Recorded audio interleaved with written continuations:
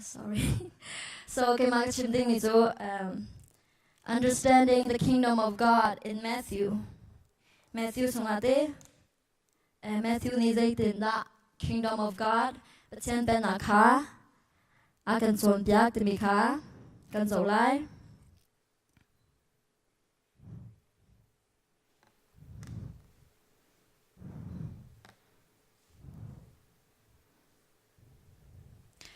Ana chu ma kha ka pem velo e kruan mi chu pathen ben na chu ja sabaro chimtika ja khrifa non kis ko lo mo te tikin karwa na ten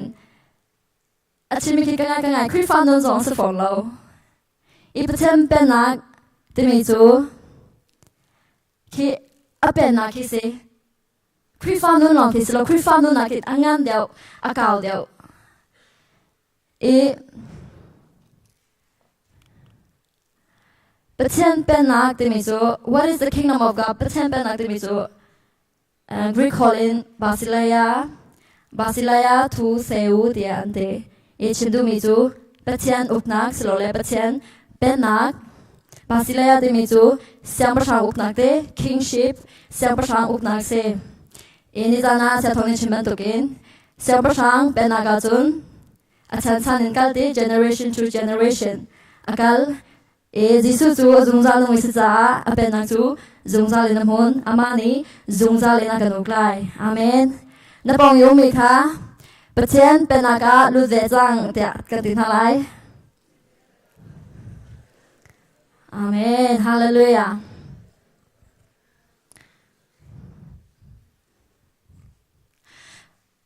chu cha pathen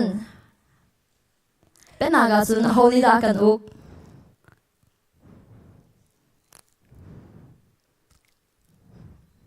Pathen ya kanuk amen hoda siang prasang si pathen si amen su kan ni dian chu ama nol zul ama du ning nun ki se e pathen ben nak chu khoi kala kan chunga te Jisu ne kan chunga te chu cha mi be kha ni pathen ben nak chu ki ka te tika zum na lau te se ra te sun pathen ben nak chu nan chunga te amen Hallelujah. Chun pathen ben na chu ei le din me men his lo te. Zeda si kan tha ni zana kan sami kha. Pathen ben na chu chen crown ya kan bek mi din dai nak le lo na ka si te. Chimdu mi chu zung zan hun mi chilan si te. Amen. Vlei ben na chu zung zan hun lo chi kha cha wa se. Na te pathen ben na ga chun phai sa ni cho kholo mi khot chwa nak na走来 Amen Hallelujah Zung sa lam hôn mi Day nak lom nak Din nak nam hu lai Amen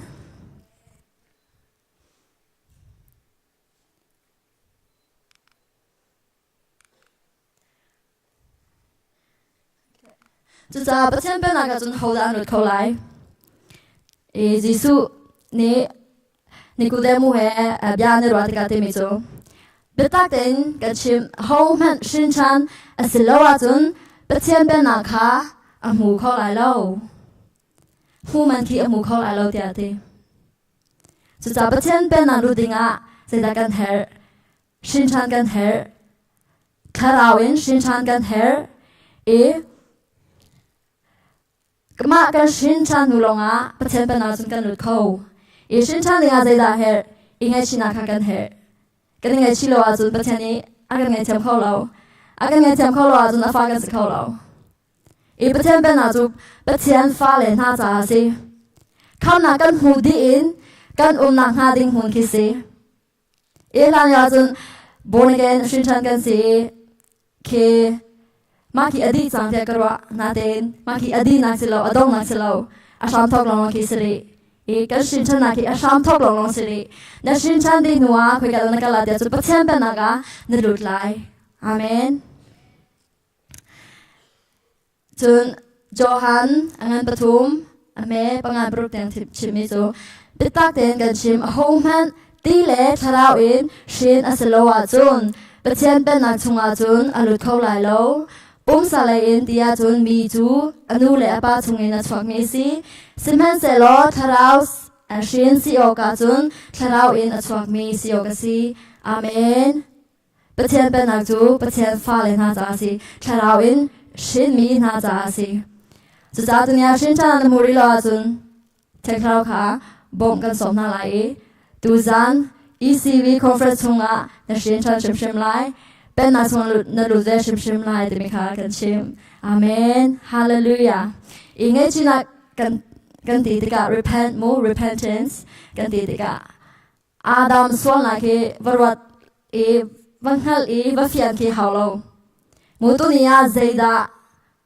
na to mi pathian chunga zaida na swan mi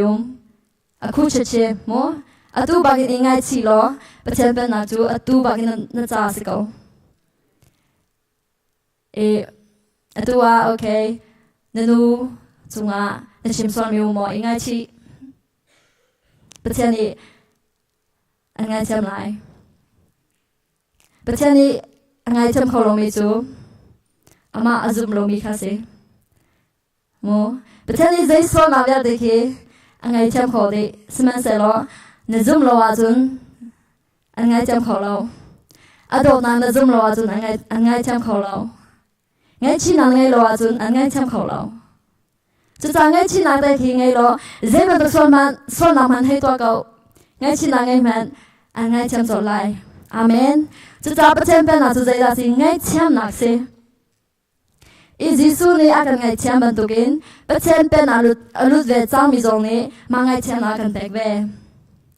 Jisu ni de mi chu ke ma chu ngai cham na nol ka ngai ate ma nol thia kan pek ve mo pa chen pe na kan pek ve nang ma zong mi kha ngai cham kho nak nol an pek chu ma kha thon nak si chu ini jana kan naw le pol an lam tika na pe na tung sang se tia la kan sa yan lam tika ko mi chu wow this is the kingdom of God pa chen pe na sun lo na ka tem to na lo amen biak nak ni sun akan tem akan tom hit in nan biak la hit in la nan sa lai tia akan tem ton na den pa chen pe na ka sun na du bong swal sman sa lo kan ngai chem ingai chi kan ngai chem ingai chi kan ngai chem amen na den swal nak lai sen su sa lo mo pa chen na do ta ka sun a biak in ngai ko lai na pa san lai na den ingai chi zo mo atu zong a ke na rong chung in swal na do ko lai mi na chon na ta na prok tin ara ko la na den ingai chi zo boi pa ka ngai chem moก็รอนักชาเราก็ไงเชียงเราก็บอมตลอดตัวบางอย่างบอมก็ไล่อาเมนเชียงเราเนี่ยกันเป็นมีจุดใดนักเสียเกี่ยมาเลยอุสังเจนเคจันทร์นาจนกันนิสิตอนกันเทียนเคหงตุกันปฏิวันกันเทียนเคหงตุนาเดนอดองนาจนชากันสามีบริบาเชียงเราเนี่ยได้นากันเป็นชันประคัดยังไงเชียงนาเคกันหัดชันมาจนสิ้นปีฉันก็ประเทศเป็นอาจจะง่ายเช่นนักคิดสิอาเมน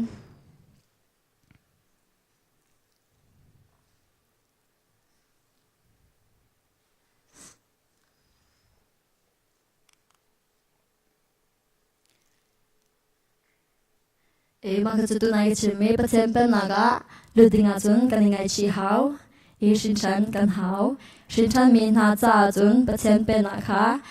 กันเรียนรู้มาประเทศเป็นนักสงฆ์ลุดยิสุนอลค่ะไงสิยิสุค่ะกันเสียงประธานสิคืออารมณ์ไม่ใช่แบบนี้ผมหัวแต่มาเราเชื่อบ่เนาะเรียนยังไงมาเรียนยังไงมิจูยิสุนอลค่ะจุลสิประเทศนอลจุลจูฮัลโหลเจรัวประเทศนอลจุลจูอามาคีกันโดดคีสิประเทศฟ้าสิมีปนิจุนประเทศจูกันโดดกูอาเมนอามาโนจุลจูฮัลโหลจะรัตจุนบอมตูช่างคราวกันไงอาเมนกรามาโรกุเลียวะลำกันกะเลลำมาคินเคียคัดเดเคโจโมโจแค่วิโจแค่คัดเดเคกันนักดิ่งแกลำนักดิ่งหุ่นหันเคเราลองแค่คัดเดตรงพัลก็เลยหัวจนก็ลงคีชาติเราก็ทุเรียนรามีนี่อันกัลเขาลาเราจะมีคี cái chung này ra anh nói cái kia cha này mà ek pol vía từ cái cút bagin cái nó đi làm bông à cái chuyện đi na cái chuyện tụi mình chú chẳng sao thì anh bông mà chun phơi tục chẳng sao thì anh bông mà chun bất chán bên naga ama nol zul hi phơi tục mình say amen. The values of the kingdom of God. Ipaten ben na chu volei ben na khin upside down se aling tale thi se khi volei ben na ni chun athiam big mo atha big asang big na ki antim president na antim mo shwe tu antim church door khin se ko atha big athiam big cha tang sang big kha kan tim na den jisu su lo anyam big tu kha asom na jisu ne zul tu patlai ni asom tik na akau tik na frasi mi po pakhan manan talo ke ma ka thiam big ka tha big mo pathian ol gazul kho big atimi po pakhan manan anum lo ane talo pathian ya akau mi na chu anyam big mo ma frasi mi pol ne anyam big an mo min ha ngat lai tu na mun khoi khol tu no frasi ni zai mana an ra lo mi swal big an mo min na kha jisu ni ako na chu za pathian ben na chu mi cham bao za se tang dor min ha za se mi me big za se amen pathian maya kai ma katling lo katlak lo mo wow ma nun ki ngai lo pathian pa na sun angan big na se amen hallelujah karwa to ni su jisu ke lai mi hai si salo mo frasi bi bol ke chim ha te na ten jisu chu lai mi salo jisu chu pathian fa si dot na in khat mi se chu cha pathian pa na chu upside down se pathian pa na chu mi cham bao mi na cha se ma mi cham bao de me he Greek college chun pato host yan te asulam te ki asi fa mi mo beggarly ki mi bonak helping me ki chimdu mi se pathian pa na ga pathian bonak her zongzal nang ma kan her zongzal nang ma lo chung si kholo ti in Terang sa bantukin halbay mi sa se amen pathian pa na ka thiam big hay talo pathian ni an bong khau lai lo isu sa jisu ne ti me chu volai kara thi mi ding min ha cha slo te mi swal min ha cha se te amen netling to ka chun jisu ne zaiman to pya khau lai lo atling to mi chu zaiman to pya khau ti lo chu silo ma atling lo mi tu kha a perfect lo mi tu kha pathian ni perfect dinga akan kau amen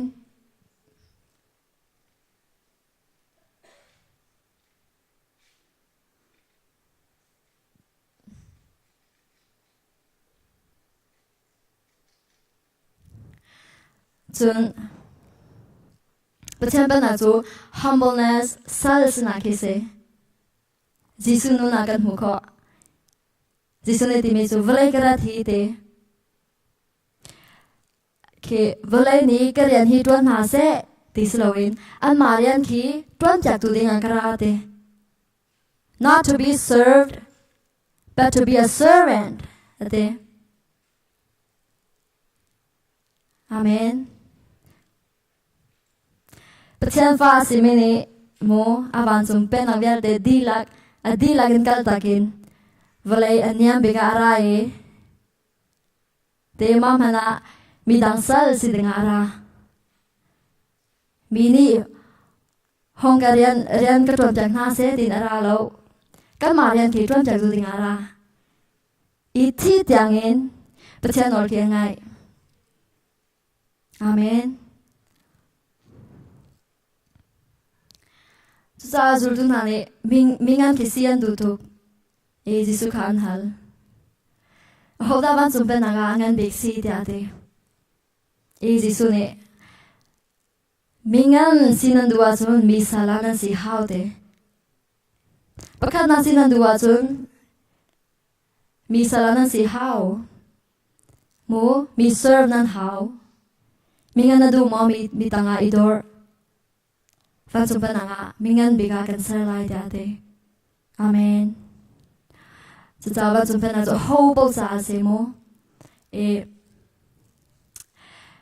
mi chan bao mi na cha se lo mi ru mi na cha se lo mi si fa na lut ko lai lo na de mi chan bao cha se de cha mi ru mi na jong ne an lung an de chu me an tang do ra na lut ko go amen hallelujah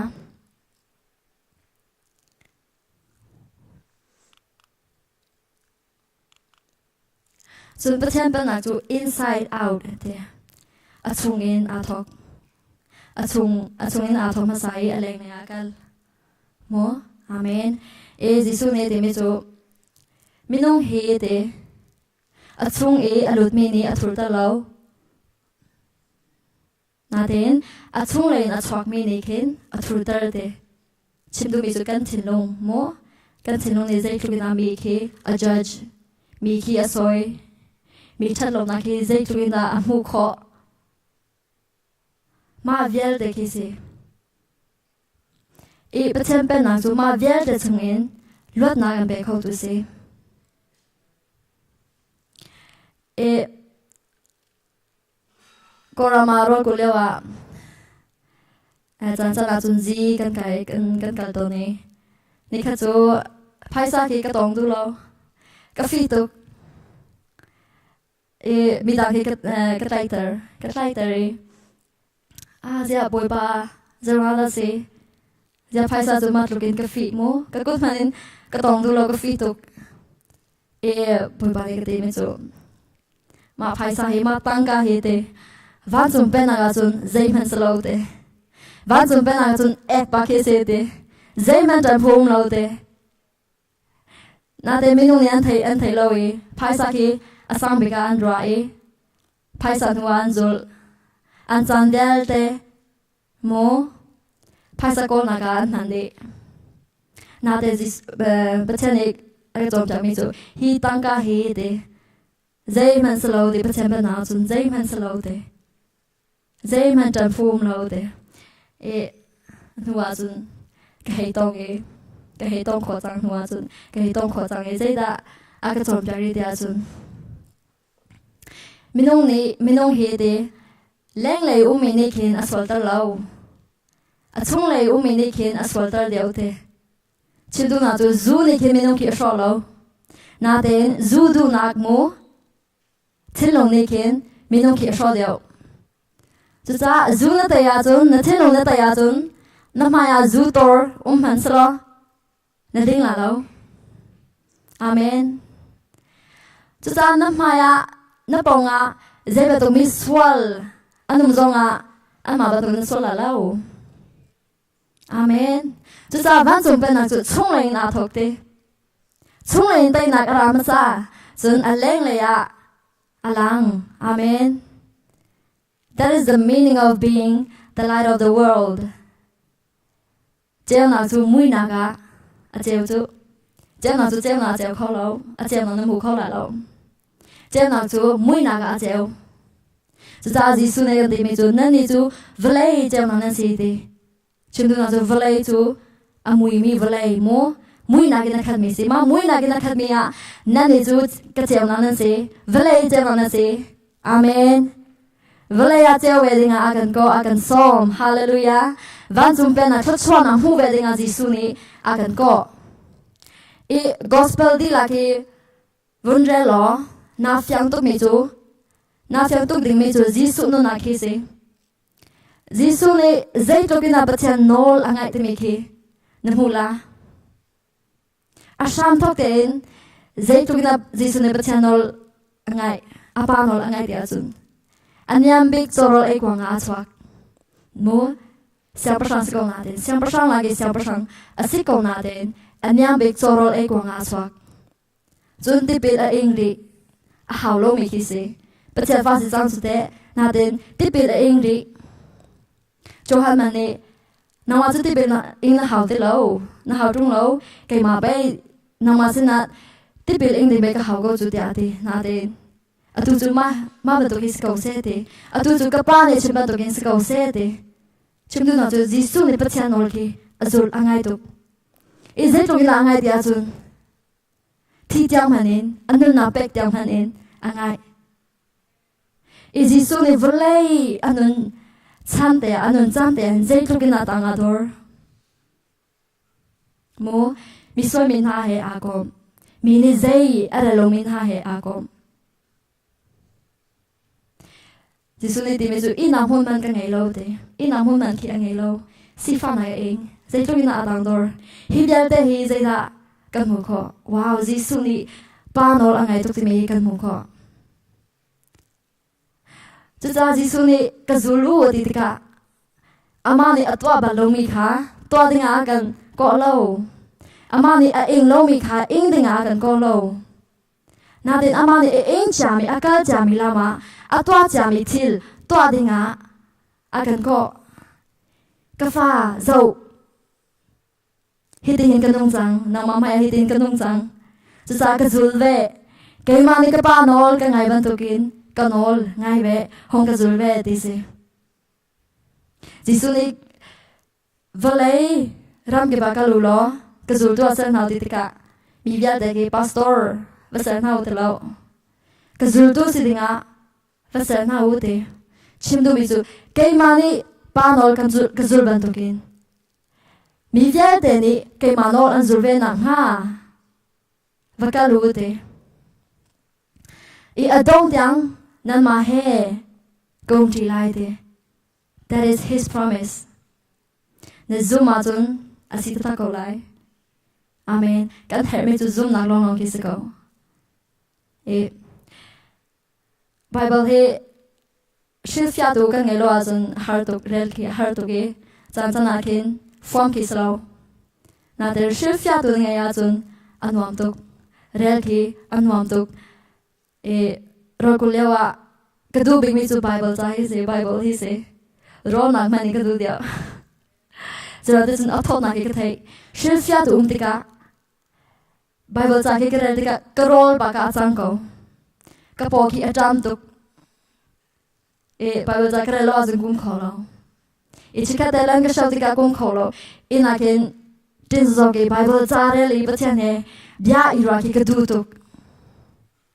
Amen. Matika Mamaduk nun ngay du besya chun rol ulman rol ul tika chen kharau ni bom tika afoi tuk te lai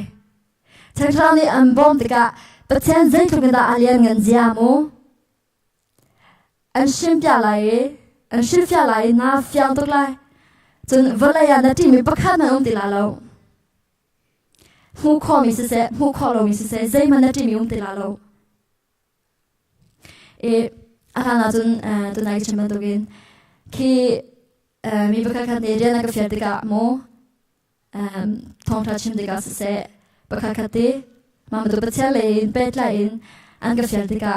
ki ka shel chan ki tampe zero this I don't have any confidence mo ti na ka ngai ning za na ka ngai chun ta te ka ngai lo tika ke ka twa du lo mo ka lung so ki tho lo na te du su pathian ya kong bi te mi ki ka thai pathian ni Moses akwa tika Moses ni chun al ke chu bet chim la ya ka chem lo te mi a ka se te na te pathian ni zai la te mi murka asar mi holda se te na lai sar tu ye holda se te kai mak salong mo hallelujah te ni jana na chinong sar tu na mit mai na mit asar tu na pum ro asar tu na sam asar tu hi pathian si amani answer za amani tawanan lak zay man tiyo gum lau minu mane fa kan nge achun tawan pe kan la khoko chu slomo he dia den kan tuan kan fa le tha den an nei kho na ding anum kho na ding he dia den kan tuan e pathian zai zong bia te ngai tu sar tu pathian ne akan sara chun manak chin chin manin tawan akan la kho lai amen chun hi valaya zai man ti ding lau zai ra de chun valai atai tu thi nak tai tu chang thara na chunga Jesus Christ ha thi nak na tho tar tu chang thara na chunga ma kha thai lo Norway mi zon na ti lai lo Minak zon na ti lai lo Muslim zon na ti lai lo amen dunia mirang pone le kan lai mi ni anti big mi chu ISIS ken sila Muslim por ken sila usang jan bang chu afatuk na ti tuk na nikhat basuma kan thui kam khi kaponga Muslim pa bakhat ki chu kai kha ki ka le ki thui khi usang jan ki thiam de lao lu re ki thai tuk jama ka sana chut anu le na chu lo dia de kam po thu mi ba ki na mu a bek de na ki na mu bông đèn à bút khó bị xí nhưng mà chân mà mình tụ mình đông sinh là chút thì hàng thấy ngon đấy cái này chọc được cái này thì chọc được cái này chắc cái này chân chân ya chân hông chân chân nhưng mà chân dây mang tí lâu chim đâu nào chú dây dòng ra để toa khẩu được bớt tiền nó chung à mua với lại đây tụ chẳng sao nó chung ông giá dây nó đi lại nó hay mấy chú bác chân nol ngay tu khá xe bác chân nol nó ngay bảo à chun bác chân đi ăn hu peng peng thì mi khá ta đi khăn du cô ra mà rô cô liao à chính thang chung à gần ít chút tê chính thang chung à cái tê dân khá chú cái buin khoa cái ruột mà chính thang à lệ ngà có mù mi chú phích phá cái mù chung à lụt khâu lâu cái tí mi chú ha ha ha phích phá chính thang thì cái khám nâng hù à tê cái tê bác chân đi ai dòng chẳng mi chú chính thang cái nâng hù mò mà chính thang bà tụ cái mà này cái hù phèn tê cái cô chú nang mà cha hù phèn à cái xe tê amen tụi này cho nàng bôi bà này ăn hù phèn phèn à cô chung à nà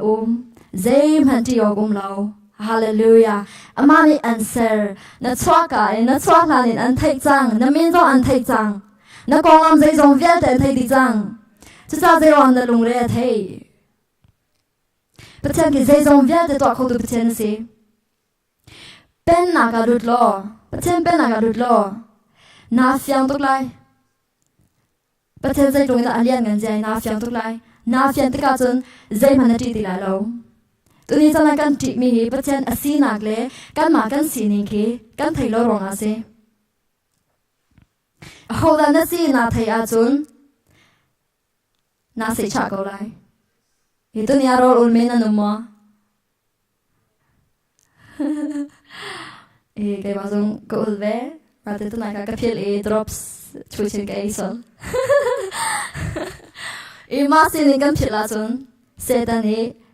khi he can lure us more lure det vi kallar i holländska det säger lure sen kallar när syning när tilo alltså sätta ni en sen kopping till mig kanske du amen innan som hålla om till mig kan när tilo alltså sätta ni en sen ko så patient hi hålla sitt bit till mig kan nó thấy lâu à chun sẽ ta ni ăn sen khổ tục na tên nó thấy à chun nó phiền tắc à chun dễ bắt được sẽ ta ni ăn sen giống à ăn sen khổ là lâu rồi tôi chun biết tắc chung anh ra sẽ amen tôi nghĩ rằng là khi cả rami cái nào lấy để cho bệnh nhân khát cho nó trung cầu sẽ bệnh nhân bên nào cũng về đi ngang cần sống na bệnh nhân bên nào khát cho nó mu về đi ngang cần sống na khuya cần xí mi hi กันชินชันลองคิดสิแล้วกันชินชันนักอดีแล้วตั้งปิวมรีกันชินชันนักกันทอกนักลองคิดสิกัน journey ที่ตั้งปิวมรีจะนักชินชันนักเดือดละดงละไม่เลยกันรู้สิอาเมนไม่เลยกันรู้สิล้อปัจจัยเป็นนักรู้เดียวสิล้อปัจจัยเป็นนักทศนักโจเวลสิอาเมนจิสุนิตัวไหนก็ฉันบันทึกกินมินงฮีที่เราลองยินงเขาแล้วสมัยสลบปัจจัยยาจูอามาจานุนักสีเดจิสุนิป่วยปานิปัจจัยนี้อิสราเอลมีบอลค่ะ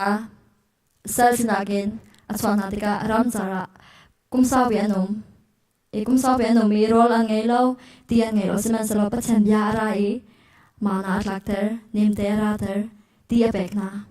กันเฮริจูปัจจัยยาคิสิอาเมนตัวนี้จะนั่นลุงอดงตุติกานวันสันนักจะนะเฮริบิมิจูที่ละโรสโลจูที่ละโรในติการนลุงดงนักquiอดงมัวดงโลนวันสันอดงมัวดงโลน depression อดงมัวดงโลนาเดนปัจจัยยาอาติกาปัจจัยนี้กันปีได้นากันเบกอันติติกามาลุงดงนาเวลเดวันสันนาเวลเดอโลดีอาเมนฮาเลลูยาจะจนกันดีลากันดีรู้สิโลเนเป็นนาครุงจังเสตมีลายประเทศกันทางทลายเป็นนาสุงะรู้เดดิงกันสักกันทลายอาเมน worship team ball กันโซนา